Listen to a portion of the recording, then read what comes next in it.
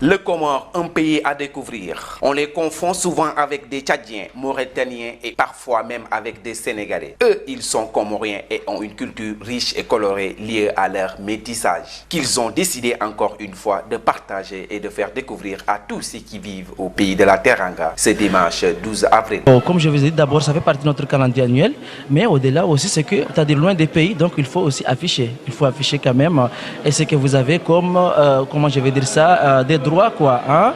Droits socio-culturels, votre origine, d'où venez-vous, et que, c'est-à-dire que vous, je sais pas moi, c'est que vous pouvez quand même afficher auprès de l'autre. Hein? Situé au sud-ouest de l'Afrique, à l'est du Mozambique et au nord-ouest de Madagascar, géographiquement, l'archipel des Comores forme un ensemble de 4 îles, dont la Grande Comore, Anjouan, Moïli et Mayotte, cette dernière étant toujours une colonie française. Les Comores, c'est un pays constitué de 4 îles. Voyez-vous, 4 îles, dont l'île de la Grande Comore, Anjouan, Moïli, et puis maintenant l'île de Mayotte, qui est sous l'administration française jusqu'à présent. Hein, c'est encore sous occupation française. Et puis maintenant, les Comores, qui ont deux origines bantou. Voyez-vous, c'est un peuple quand même qui est très peuplé, Afrique de l'Est, voire même au milieu de l'Afrique centrale. Et puis maintenant, des origines aussi arabes, venant de Yémen et Oman essentiellement. Ce qui fait que cette langue comorienne, que vous avez entendue certainement, est composée, voyez-vous, mixage de ces deux populations en fait. Voilà. Depuis la création de l'amicale des élèves, étudiants et stagiaires comoriens au Sénégal, AESCOS, cette communauté qui compte 1600 Comoriens actuellement organise plusieurs fois par an des manifestations culturelles et scientifiques, des séminaires, des rencontres, débats estudiantins et autres rencontres qui leur permettent de se retrouver et d'échanger, comme c'est le cas de cette journée culturelle au centre Blaise Senghor. C'est facile pour nous de venir nous intégrer, suivre les études après le bac ici, qui est en Afrique du Sud, qui est juste quelques kilomètres de nous, mais c'est anglophone. Voilà. Il y a aussi cet aspect culturel islamique, voyez-vous. N'oubliez pas que cette communauté comorienne, c'est une communauté islamique, quoi. Donc ici, vraiment, c'est très bien intégré, et donc il n'y a aucun souci. Et rapidement, on se mélange avec les Sénégalais, ça va très bien, quoi. Donc l'intégration qui ne pose aucun problème, parce que quand même, comparant des autres pays, à l'occurrence la France, qui est une grande démocratie, mais les gens ne s'intègrent pas si facilement. Voilà, donc alors que le Sénégal, question d'intégration ne pose aucun souci, voyez-vous. En tout cas, pour nous les Comoriens. Hein. Et nous sommes prêts vraiment à tout donner, quoi. Voyez-vous, à leur montrer, c'est-à-dire notre culture, l'origine, voyez-vous, ce que c'est vraiment les Comores, du point de vue, dans tous les aspects qu'il faut. Et c'est l'objet même de la journée. Des expositions photographiques, des plats comoriens, des habits traditionnels ont été présentés pendant la journée avec une organisation parfaite et disciplinée. Tout ce qu'il y a ici, c'est beau, parce que tout ce qu'il y a ici, c'est comorien, c'est culturel, c'est traditionnel.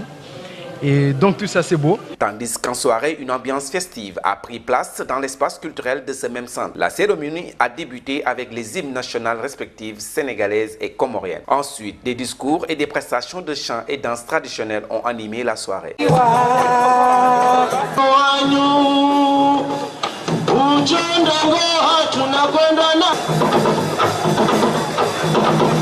De nombreuses explications ont été fournies par rapport au mode vestimentaire comorien, notamment sur ce qui caractérise les couleurs des boubous masculins que l'on porte sur les grandes places publiques. Ici, chaque tenue a une signification. Exactement, parce que l'habit comorien, c'est un habit très spécial.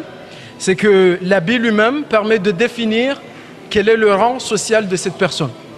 Et si quelqu'un dépasse ce rang, et il porte un habit dont il ne devait pas, il n'a pas le droit, ou un habit qui est d'un rang dont il n'a pas atteint ce rang, ça lui vaut d'être mis en quarantaine socialement.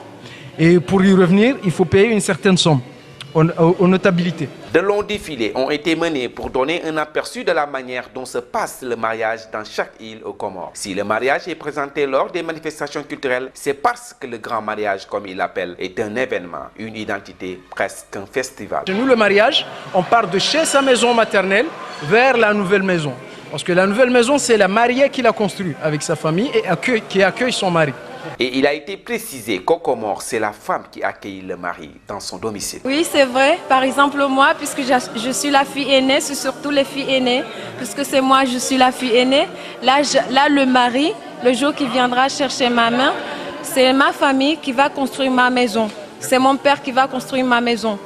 ou bien il peut le construire en attendant que le mari vienne chercher ma main. Autrement dit, c'est elle qui construit la maison conjugale. Une des multiples raisons qui donnent envie de se rendre aux Comores.